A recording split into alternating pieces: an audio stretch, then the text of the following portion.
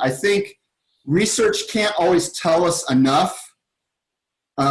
So, like I said, research can be a general guide, and sometimes it can be very vague as a guide.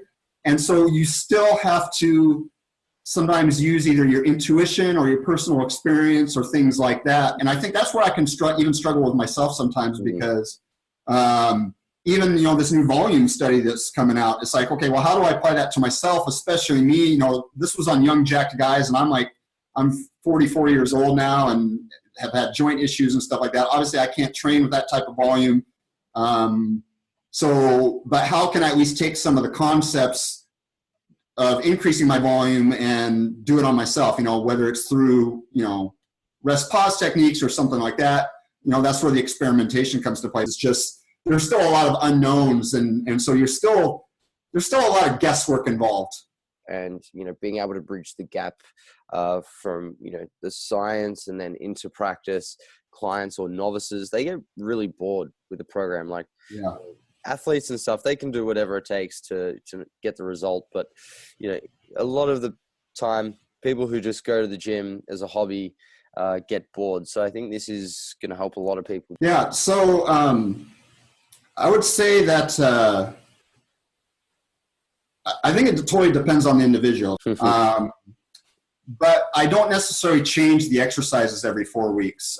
Sometimes I'll change the rep ranges. Sometimes what I might do is, even keep the same rep ranges, but maybe I'll throw in some intensity techniques or, drop sets or something like that, do something a little bit different along those lines. I might vary the exercises a little bit, but I might keep a core group of exercises and then switch some accessories, things like that. I don't think there's any right answer to this.